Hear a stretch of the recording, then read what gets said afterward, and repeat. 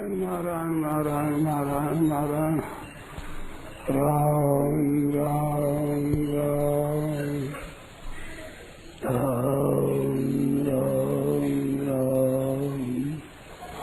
राम राम राम वराभुजनमद्वन्दं वरं ब्रह्मराक्षसी सौन्दर्यसारस्वस्तु वन्दे नन्दादिनन्दो प्रपन्नपारिजाताय पुत्रवेत्तिकृपाणये ज्ञानमुद्राय कृष्णाय योगीकामरूढे नमः।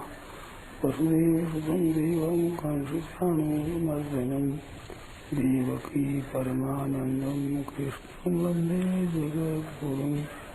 वंशीविभूषितकरान् नवनीतराधात् पीताम्बराधरणारविन्दपराधरोष्ठात् पूर्णेन्दुसुन्दरमुखारविन्दनेत्रात् कृष्णात् परं किमपि तत्त्वं न जाने। हरिः ओं परमात्मने नमः। श्रीगोविन्दाय नमो नमः। श्रीगुरुशरणगुरुभ्यो नमः। राम राम राम।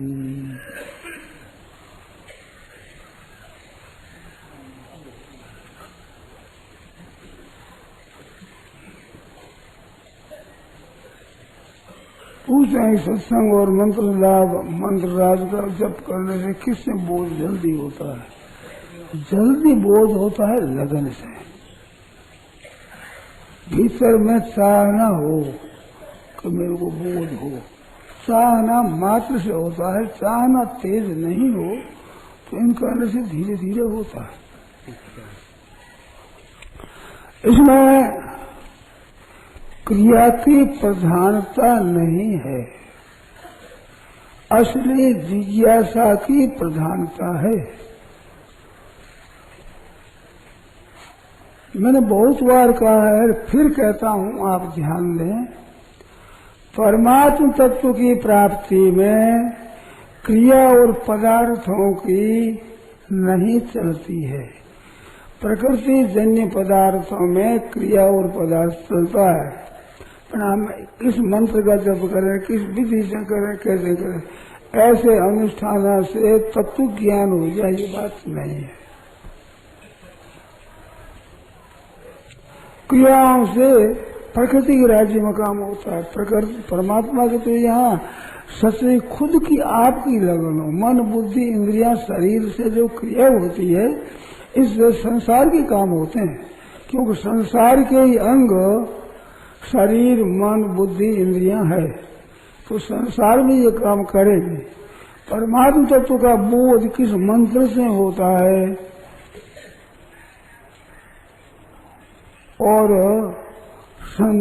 सत्संग से होता है, तो सत्संग से बातें होती है। परंतु असली बोध की इच्छा होने से होता है। नहीं तो संग करते रहो, सुनते रहो, इस तो बोध साधारण बातों में हो जाएगा। बातें करने में, पढ़ाई से, सत्संग करने से बातें आ जाती है, बातें कहनी आ जाती है। खूब बातें कह सकते हैं, पुस्तक लिख सकते हैं, परंतु बोध हो जाए ये हमारा तो विश्वास नहीं है।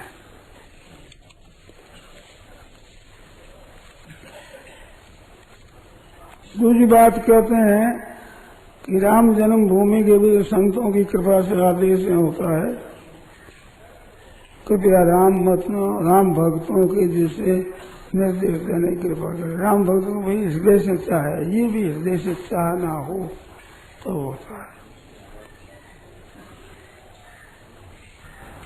आपका कहना है कि सारे कार्य प्रकृति के द्वारा ही होता है। अभी कुछ लोगों का यह कहना है कि जब प्रकृति के जड़ होने से प्रकृति द्वारा कैसे क्रिया होती है, यदि आप उचित समझें तो इसमें स्पष्ट समझाने की कृपा करें। मैं ऐसा कहता ही नहीं कि संपूर्ण क्रियाएं प्रकृति के द्वारा होती है। मैं कहता हूँ किस समय में कहता हूँ, क्रिया सब करोगे प्रकृति के द्वारा ही करोगे। ज्ञानी करेगा तो ही इसमें प्रकृति स्वस्या प्रकृति सदृशम चेष्टते। क्रिया करे तो प्रकृति के अनुसार ही करता है। मन प्रकृति के द्वारा होती बात ठीक है, ज्ञान मार्ग में है ये। ज्ञान मार्ग में अपने को कर्ता नहीं मानता, तो ज्ञान के द्वारा प्रकृति के द्वारा क्रिया होती है। अब प्रकृति के द्वारा क्रिया क्या होती है? जैसे भोजन करते हो तो आप अपनी रुचि से करते हो और अपने स्वयं करते हो। प्रकृति द्वारा पाचन होता है, भोजन पकता है, पचता है, वो प्रकृति के द्वारा पचता है। यह जैसा संसारिक क्रिया प्रकृति के द्वारा होती है, परंतु आपके द्वारा शुभ और अशुभ काम आपके खुद के द्वारा होता है। दंड आपको भोगना पड़ेगा। प्रकृति कहने से कुछ काम नहीं करेगा, तिलित नहीं। खूब ध्यान दें आप, प्रकृति के द्वारा क्रिया होती है, प्रकृति से आप करोगे, पर आपकी नियत जैसी होगी उसके अनुसार कर्म होंगे और कर्म के अनुसार फल होगा, वो भोगना पड़ेगा। मतलब ईश्वर कराता है तो भोगना पड़ेगा, प्रकृति कराती है तो भोगना पड़ता है, राग द्वेष पूर्वक करे तो भोगना पड़ता है। वो आपको करना है, आपको भोगना है। जहाँ प्रकृति द्वारा संपूर्ण क्रिया होती है वहाँ अपने में करने का किंचित मात्र भी, लेश मात्र भी अनुभव नहीं होता। जैसे बच्चा बढ़ता है, बड़ा हो गया, आप इतने बड़े हो गए, ये प्रकृति के द्वारा हो गए, कारण अपने मर्जी से हुए। ऐसी जो स्वतः क्रिया होती है स्वाभाविक, वृक्ष बढ़ते हैं, हवा चलती है, घाम चलता है, कभी जाड़ा बहता है, कभी हवा चलती है, ये सब प्रकृति के द्वारा होता है। तो प्रकृति के द्वारा क्रिया होती है, उसमें पाप पुण्य नहीं होता। बच्चा जवान हो जाता है तो कोई पाप लगता है, कद उसको पुण्य होता है। ये जवान हो गया, इतना पुण्य हो गया, इसको इतना पाप लग गया। बुखार आता है तो उसको पाप लग गया, कुपोषण करते तो पाप लगेगा जरूर, वो अपनी मर्जी से करते हो। संपूर्ण क्रियाएं प्रकृति के द्वारा होती है, आप उसमें कर्ता बन जाते हो, उसमें आपको फल भोगना पड़ता है। सब प्रकृति के द्वारा करते हैं तो हम फल क्यों भोगें? प्रकृति भोगो। ईश्वर कराते ईश्वर भोगो, हम क्यों भोगें? तो प्रकृति द्वारा कैसे क्रिया होती है? जैसे वृक्ष बढ़ते हैं, जैसे आप बड़े छोटे हो गए, बूढ़े हो गए, ये प्रकृति के द्वारा हो गए, क्यों अपने विचार से हुए। मैं बूढ़ा हो जाऊं, उसके लिए ये उद्योग किया जाए, ऐसा परिश्रम किया। बच्चा जवान हो जाए तो कोई परिश्रम करके जवान होता है कि इतना उद्योग करूं मैं जवान हो जाऊं, कैसे हो जाएगा? और प्रकृति के द्वारा होगा। तो क्रियाएं सब प्रकृति के द्वारा होती है, पर आप कर्ता बनते करते हैं, वो प्रकृति के द्वारा होने पर भी फल आपको भोगना पड़ेगा। इस प्रकाश में सब क्रियाएं होती है, चाहे वेद पढ़ो और चाहे हरण को मारो, गोली चलाओ, ये बिना प्रकाश के नहीं होता। परंतु वेद पढ़ने का पुण्य आपको होगा, सूर्य को नहीं होगा। जानवरों के मारने का पाप आपको लगेगा, सूर्य को नहीं लगेगा। होगा सब सूर्य क्रिया, सूर्य की प्रकाश शक्ति से, सब उसमें। बिना प्रकाश कैसे होगा? तो ऐसे प्रकृति द्वारा क्रिया होती है और परमात्मा द्वारा प्रकाश मिलता है, ज्ञान मिलता है। प्रकृति के द्वारा क्रिया होती है, ज्ञान परमात्मा के द्वारा होता है, परंतु फल भोग आपके द्वारा आपको होगा। ये बात सीधी सरल बात। तो प्रकृति के द्वारा होता है, ये मैंने कहा है। तो प्रकृति और पुरुष का जहाँ विवेचन है, वहाँ पुरुष के द्वारा न होकर प्रकृति के द्वारा क्रियाएं होती है। आप कोई काम करें, को शरीर के द्वारा ही होगा, बिना शरीर के कैसे होगा बताओ? वाणी के द्वारा होगा, बिना वाणी के कैसे होगा? मन के द्वारा होगा, बिना मन के कैसे होगा? शरीर वांग मनो यत कर्म प्रारब्ध देना। शरीर वाणी मन के द्वारा जो कुछ कर्म आरंभ करता है, ये 5 उसमें हेतु होते हैं। अधिष्ठान था, कर्ता, कर्ण, प्रतिपदेशता दैवम से पंचमम। वो चाहे न्यायी हो चाहे विपरीत हो, 5 हेतु होते हैं। पर क्रिया होती है शरीर, वाणी और मन से, ये बात है। तो वो अपने करने से होती है और उसका फल अपने भोगना पड़ता है। प्रकृति पुरुष का जहाँ विवेचन किया और ज्ञान मार्ग में चलते हैं और प्रकृति से अपना संबंध विच्छेद कर देते हैं, तो वो क्रिया प्रकृति के द्वारा होती है, तो उनको कोई लेप नहीं होता, उनको कोई फल भोग नहीं पड़ता। न करोति न लिप्यते, न करता है न लिप्त होता है। यस्य नाहंकृतो भाव बुद्धि यस्य न लिप्यते, अहंकृत भाव नहीं, मैं करता हूँ ये भाव है ही नहीं, बुद्धि में लेप है ही नहीं, किसी के साथ आसक्ति नहीं है, लेप नहीं है। तो सब लोगों को मार दे तो न मारता है न बंधता है। अनादित्वाद निर्गुणत्वाद परमात्मायम, अब भी ये अविनाशी है। शरीर स्थोप बांधते न करोते, स्वयं आत्मा शुद्ध सही में सिद्ध होता है, न करता है न लिप्त होता है। तो ये प्रकृति पुरुष के विवेचन की बात है, दोनों के जानने की बात है, करने की बात नहीं है। करने की बात कवि योग में होती है, भक्ति योग में, ज्ञान योग में होती है। श्रवण मनन विवेचन से करोगे तो क्रिया से ही करनी पड़ेगी, मन बुद्धि इंद्रियों से करना पड़ेगा, ये बात है। तो प्रकृति के द्वारा क्रिया होती है, ये बोध हो जाता है तो प्रकृति के द्वारा होती है। अब भी प्रकृति के द्वारा ही होती है, परंतु प्रकृति में आप मिल जाते हैं तो फल आपको भोगना पड़ता है। क्रिया होती प्रकृति के द्वारा, इसमें संदेह नहीं। दो तीन क्रिया बताई, एक भोजन करना, एक भोजन का परिपाक होना, पचना।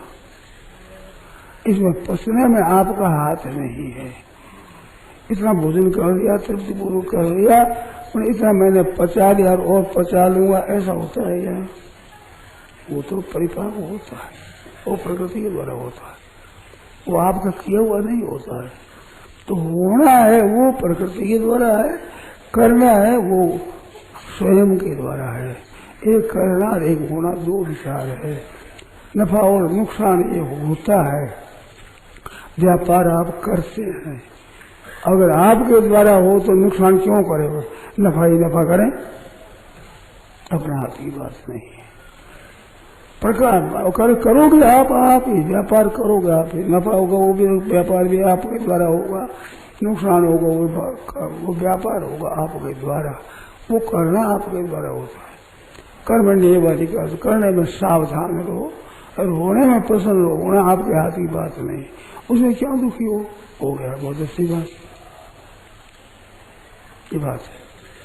तो प्रकृति के द्वारा होता है, ये विवेचन है। वैसी आपकी स्थिति हो जाए, बिल्कुल आपको शरीर मन वाणी आदि से अतीत में हूँ ये आपको बोध हो जाए, तो वो प्रकृति नहीं रह जाएगा। प्रकृति के साथ लिप्तता हो जाए, करते तो हो जाएगा, भोगते तो हो जाएगा, तो उसका फल आपको भोगना ही पड़ेगा। और कभी तो भोगते तो नहीं होगा, इसे नाम तो भाव बुद्धि जैसे लिप्त, तो आपको पाप पुण्य नहीं लगेगा। बिल्कुल प्रकृति के द्वारा होती है। संसार में जैसे क्रियाएं होती है, उसका पाप और पुण्य हमारे को नहीं लगता।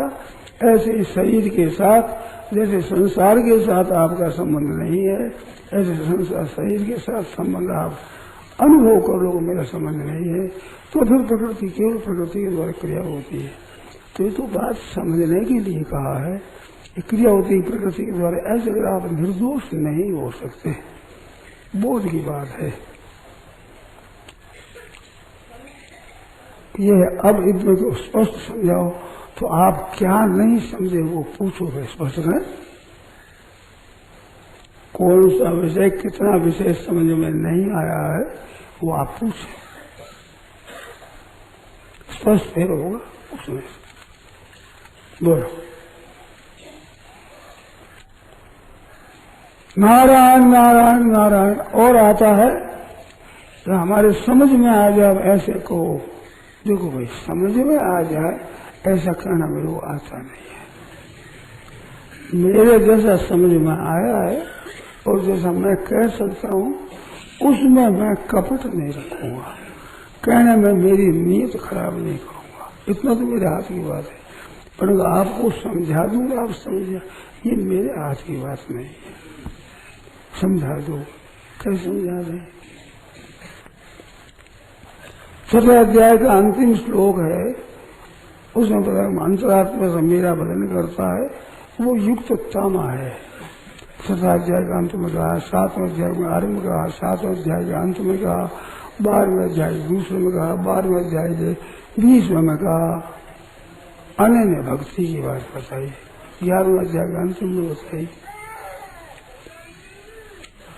तो भक्ति में क्या, भगवान का भरोसा रखे, उसी का चिंतन करे और भगवान की आज्ञा का ही पालन करे, तो भक्ति हो जाती। फिर वो ज्ञान में जैसे कर्म से लागू नहीं होते, ऐसे भगवत भक्त के भी कर्म लागू नहीं होते, वो भी ऐसे ही। ऐसे योग में, कर्म योग में ही है, उसे लागू नहीं हो। पर भक्ति हो, उधर योग हो, उधर विवेक हो, तब ये बात है। नहीं तो करता भोगता पड़ेगा, बातें सीखने से काम नहीं होगा। किसी अंतरात्मा से भजन कैसे हो? जैसे अपने प्यास लगती है तो जल का भजन होता है। कल जल की माला धरते हो, पानी पानी पानी। जो भीतर से लगनपूर्व होता है वो भजन होता है। भूख लगती है तो रोटी रोटी रोटी जपते हो, जप कर। कहीं बच्चे की माँ कहीं चली जाए तो माँ माँ वो ही करता है, वो माँ का जप करता है, याद जाती। माँ बिना रहा नहीं जाता, प्यास लगती जल बिना रहा नहीं जाता, भूख लगी अन्न बिना रहा नहीं जाता। ऐसे भगवान की बिना रहा न जाए। मीना बाई कहते हरि बिना रहो रह जाए, भगवान बिना मेरे से रहा नहीं जाता। इसका नाम भजन है। ऐसे जप का नाम भजन है, कीर्तन का नाम भजन है, चिंतन का नाम भजन है, सबका नाम भजन है। भगवान के सन्मुख उद्देश्य भगवान का रखकर किया जाए, सांसारिक काम भी भजन हो जाएगा, झाड़ू चढ़ा भी भगवान का भजन हो जाएगा। उद्देश्य लक्ष्य भगवान है, इसका भगवान का भजन होता है। दुकान में झाड़ू लगाते हैं, रात में बत्ती तक काम करते हैं, वो सब पैसे के लिए होता है, तो पैसे का अर्पण होता है। वो ऐसे भगवान के लिए किया जाए तो भगवान का अर्पण होता है। सबका सब भगवान का भजन हो जाता है जब आपका लक्ष्य भगवान बढ़ जाते हैं। अब लक्ष्य वो बनाना आपके हाथ है। लक्ष्य तो आप रुपयों का रखो, भोगों का रखो, अगर भगवत भक्ति हो जाए हमारे तो समझ में आती नहीं जाए। हाय पैसा भीतर से तृष्णा लगी है पैसों की, और राम राम राम राम करो तो न करने वाला भी पैसा तो ठीक रहेगा, पर भक्ति हो जाए, भगवान मिल जाए, ये नहीं होता। लगन आपके किस में है? लगन पैसों में है, तो लगन करने से पैसे नहीं मिलते। पैसे सांसारिक में क्रिया की पदार्थ की प्रधानता है, परमात्मा में केवल भाव की बोध की प्रधानता है। आपका भाव बढ़ जाए तो भगवान मिल जाए। भावज्ञ इतना क्रिया की प्रधानता इसमें नहीं है, नहीं है, नहीं है। भाई बहनों ने मान रखा ये बात। मैंने 20 50 को 100 दफे कहा तो कहा होगा, मैंने बहुत कहा है, परंतु भाई लोग वो चीज अपने वैसे ही चलते हैं। भाव और बोध की तरफ दृष्टि नहीं। क्रिया पर क्या करें, बोलो क्या करें, ऐसा भजन हो जाए, क्या करें? करें नहीं होता है भाई। प्यास लगे, प्यास कैसे लगे, क्या करें बताओ? प्यास कैसे लगे, भूख कैसे लगे, कर बताओ कैसे लगे? अरे भाई न खाने से भूख लगती है, ऐसे संसार के भोग न भोगने से भगवान की भूख लगती है। संसार के भोग भोगते रहो, संसार के पदार्थ संग्रह करते रहो, उसमें सुख लेते रहो और भगवान की भूख लग जाए, असंभव बात है, नहीं लगेगी। केवल भगवान के परायण हो जाए, आज मृत्यु हो जाए तो वह स्वीकार है, परंतु भगवान के न मिलना हमें स्वीकार नहीं। ऐसे लगन लग जाए, प्राण निकलने लगे भगवान के बिना, जान कर नहीं, आपघात नहीं करना है। भगवान की लगन लगे, मन में ऐसी चटपटी लागे, मन में लागी चटपटी कब न रखूं घनश्याम, नारायण भूलों से भी खान पान विश्राम। नारायण है लगन में ये 500 सुहाग, उसी लगन में 5 सुहाग विषय भोग, निद्रा, हंसी, जगत प्रीत, बहुबात, ये सुहाती नहीं, इसमें मन लगता नहीं। तो भगवान की लगन लगती, उसकी पहचान बताई। ये 5 चीजें सुहाती नहीं, विषय भोग, निद्रा, निद्रा सुहाती नहीं, हंसी दिल की सुहाती नहीं, जगत की प्रीति सुहाती नहीं, बहुत बातें करना सुहाता नहीं। भगवान की लगन जिसके लगी है, लगन लगी घनश्याम की, उसकी लगन लगी, उस लगन से परमात्मा मिलता है, ये बात है। अब वो लगन कैसे लगा? दूसरी लगनों का त्याग कर देने से, रुपये पैसे की, कुटुंब की, शरीर के निरोग होने की, मान सत्कार बधाई होने की, हमारा यश प्रतिष्ठा रहे, हमारी इज्जत प्रतिष्ठा रहे, ये जब तक चाहना है तब तक भगवान का मिलना तो दूर रहा, भजन भी शुरू नहीं होता, असली भजन भी शुरू नहीं होता, नकली होता है सब। मन में संसार भरा हुआ है, कैसे होगा? इसलिए था न कीड़ी ने नमक की तेली को पकड़ रखा है, अब मिर्ची का स्वाद कैसे आएगा? ऐसे भीतर संसार को महत्व दिया हुआ है, वो परमात्मा का भजन न करने की अपेक्षा करना अच्छा है, परंतु भजन हो जाए, भगवान मिल जाए, अंतरात्मा से भगवान भजन हो जाए, ये नहीं होगा। अंतरात्मा भगवान के बिना व्याकुल हो जाए, भगवान के बिना मिले ना अन्न भावे, ना जल भावे, ना नींद आवे, ना बात सुहावे, न जीना भार हो जाए, अच्छा नहीं लगता। ऐसी स्वतः लगन लगेगी, उसमें परमात्मा की प्राप्ति होगी, वो है भजन। योगी नाम सर्वेशा मदगति अंतरात्मा, अंतरात्मा से भगवान को भजन हो। श्रद्धावान भजन, श्रद्धा प्रेम पूर्ण, वो युक्ततम है, सब योगियों में श्रेष्ठ है। मैया वैसे मनो ये नित्य युक्ता पर श्रद्धया प्रयोग में युक्ततम माता, वे युक्ततम है, वे श्रेष्ठ योगी है। अंतरात्मा में बिना भगवान के रहा नहीं जाता, भगवान के बिना क्षण भर भी मन नहीं लगता, कोई चीज सुहाती नहीं, लाखों करोड़ रुपया दो तो सुहाता नहीं भगवान के बिना।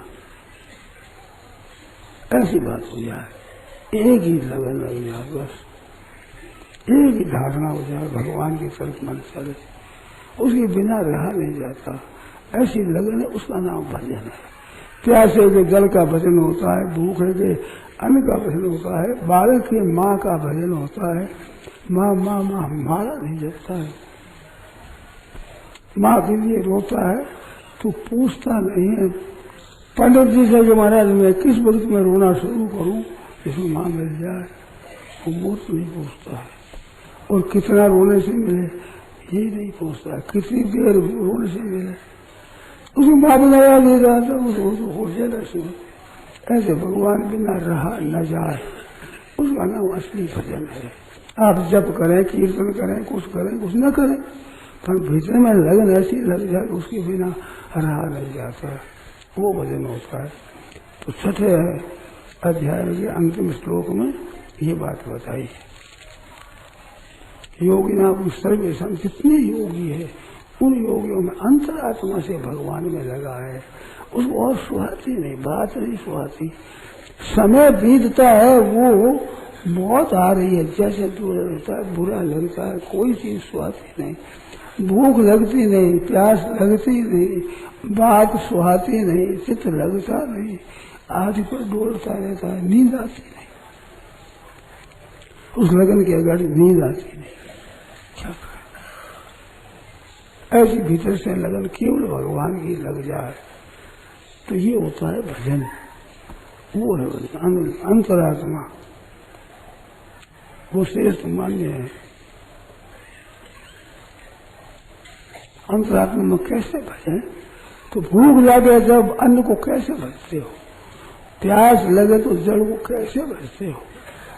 अजात पक्षायो मातरंग खगा, छोटे छोटे पक्षी बालक घोंसले में बैठे हैं, पंखें पूरी आई रही, माँ माँ करते यूं आए, माँ से सांस देते यूं जाते जाती, बस वो जैसे अपनी माँ को याद करते हैं। जैसे छोटा बछड़ा सिवाय माँ के दूध के घास पानी कुछ नहीं लेता, देर हो जाती है माँ माँ सामो करता है, गऊ आती है तब दूध पीता है, तो आगे केवल माँ की याद रहती है और कोई चीज याद नहीं। ऐसे केवल भगवान की याद रहे, याद करना नहीं पड़ता है, वहाँ भूल सकते रहिए, आपसे आप भगवान की याद आती है, वो भजन होता है भाई, अंतरात्मा भजन वो होता है। अब वो कैसे हो कि आपका उद्देश्य पहले बन जाए और दूसरों से रस लेना, भोगों से, रुपयों से, मान से, बढ़ाई से, आलस से, सोने से जो सुख लेते हो ये लेना बंद हो जाए तब होता है। ये लेते रहोगे तब तक अनन्य भजन नहीं होगा, अंतरात्मा भजन नहीं होगा। जो सुख लेते रहो, भजन करते रहो, ठीक है। भजन करने वालों में ऐसे आदमी को मैंने देखा है कि आज रविवार है तो आज भजन छोड़ दिया, छुट्टी हो गई, आज भजन नहीं करेंगे। ये भजन के लक्षण नहीं है, ये ड्यूटी बजाने के लक्षण है, भजन नहीं। भजन की छुट्टी होती है, कहा वैसे मैं छुट्टी रखता हूँ रविवार के दिन, ये हमारे तो समझ नहीं आता, ये कोई भजन होता है क्या? ये आफत है, नाम तो अपना एक दिन छुट्टी हो जाए आराम से रहेंगे, ये आफत लगी तो माला जपना, इतना नाम जपना, अब आफत किससे हो देना की, उसी द्वारा भजन नहीं होता, स्वांग होता है, ये बात। अब इसमें शंका हो तो बोलो, हमारा जीवन भगवानमय हो जाए, भगवान प्यारे लगे, तो ये इच्छा करो मन में कि हमारा जीवन भगवानमय हो, भगवान ही प्यारे लगे, कोई प्यारा ना लगे, ऐसी प्रार्थना करो, भगवान से प्रार्थना करो, उसकी कृपा से हो सकती है। परंतु आप भोगों को छोड़ो, संग्रह को छोड़ो, तब है रुपये मेरे पास इतना हो जाए और आ जाए, ऐसे भोग भोग सुख से रहे, आराम से रहे, मान बढ़ाई हमारी रहे, तो नहीं हो। अब इसमें शंका तो बोलो, जिस भाई ने लिखा है ना उसकी जो शंका रही बोलो।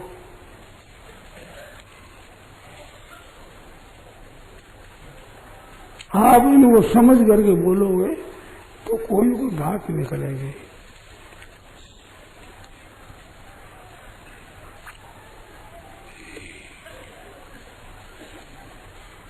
ये तो पूजा का जवाब दिया है मैंने। भजन किसका नाम है? अंतरात्मा से, भीतर से रहा न जाए, बिना भगवान के कोई चीज सुहावे नहीं।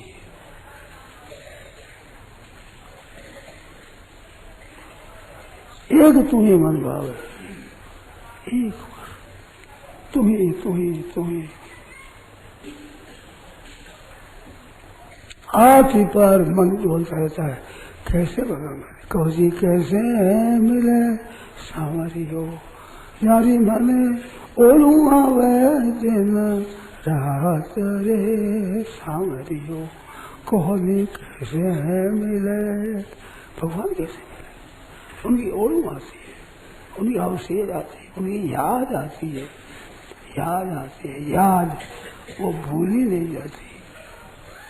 जैसे गोपिकाएं सब काम याद हो हने वहने मसलो पले प्रेम खेंगे नारपदी तो समाजना दो गायंत तेन मनोरथ दियो सुकंठ्य धन्या उरुक्रम चित्तयाना। ऐसे चित्त पर भगवान चढ़े रहते हैं, सब काम घर का करते हुए भी अंतरात्मा भगवान ही भगवान बसते हैं। वो तो काम मशीन की तरह होता है, पर भीतर से केवल भगवान की चाहना है, ये बात हो भाई। अब जो बात शंका रही समझ में नहीं आई पूछो, और आई तो ऐसी बताओ, ऐसी बनाओ। अपनी स्थिति ऐसी बनाओ।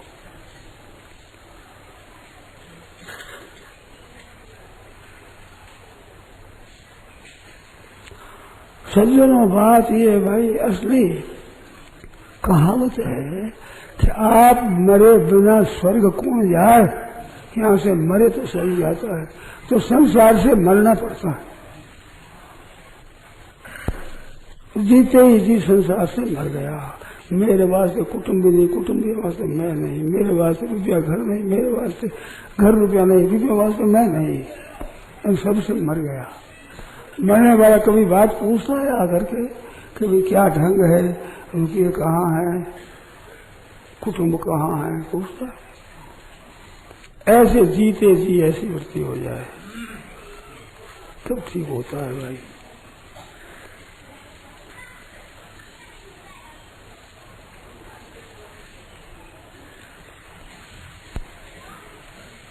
कहते हैं, शास्त्र कहता है कि सुख इच्छा बंधनकारक होती है। भाई किस अवस्था में होती है? अभी का भगवान की इच्छा भी बंधनकारक होती है। भगवान की इच्छा जोरदार करो, संसार की इच्छा छोड़नी है कि भगवान की इच्छा बढ़ाने के लिए, ये बंधनकारक नहीं होती। भगवान की इच्छा बंधनकारक नहीं होती। भगवान की इच्छा तो बंधन तुड़ा देती, खुला देती, सब नष्ट कर देती। यस्य स्मरणमात्रेण जन्म संसार बंधनात् विमुच्यते। जिसके स्मरण आने से याद आए भगवान की, भगवान की याद आवे, रहा नहीं जाए, भगवान की याद आवे, छूटती नहीं। एकादश स्कंद में आया है, त्रिलोक का राज्य मिलता हो तो तुम क्षणिक मात्र भगवान को छोड़ गए। हमें नहीं चाहिए, भगवान की याद है वो नहीं छूटेगी। सारा राज्य से क्या हुआ? लवनिवेश आग्रह सब वैष्णव आज्ञा, वो भगवान के भक्तों में मुख्य। अब समझ में नहीं आए तो पूछो, शंका है तो पूछो, समझ में नहीं आई तो पूछो। तो ऐसी होनी चाहिए। ऐसी जब तक नहीं हो तब तक संतोष मत करो, प्रार्थना करो भगवान से, अपने तरह से पुकारो, कीर्तन करो, जप करो, भक्तों की तरह से पढ़ो, भगवान की तरह से पढ़ो और पुकारो। ऐसी लगन हो जाए, हे नाथ में बोलो नहीं, सच्ची लगन हो जाए आपके चरणों में। ऐसी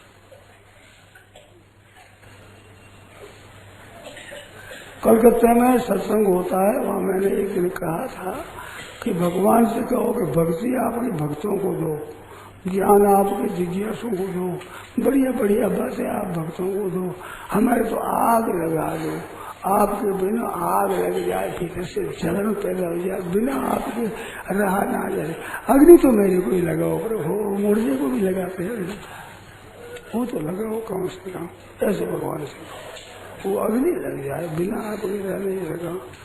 क्यों? हम अच्छी बात नहीं मांगते, हम उनके पात्र नहीं है, इस बात को क्या मांगे? ना दर्शन मांगते, ना प्रेम मांगते, हम तो मांगते हैं अग्नि लगा दो, बस जलन लग जाए, बिना आपके हमारा जीवन भार हो जाए, शरीर भी जलने लगे, अंतःकरण जलने लगे। क्या करूं, कहाँ जाऊं, कैसे मिले भगवान, कैसे मिले?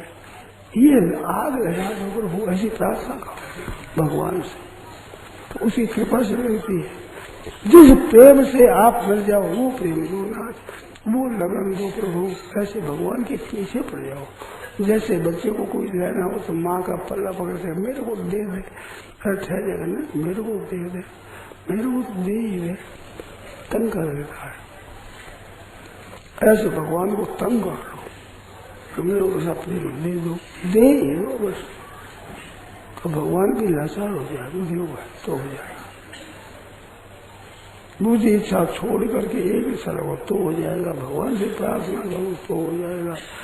दूसरी चीजें छोड़ने से होता है। छोरी वही शास्त्र जाती है जहाँ पीर का संबंध तोड़ देती है। पीर का संबंध भी पूरा रखे, शास्त्र चल जाए, सुन कैसा होगा?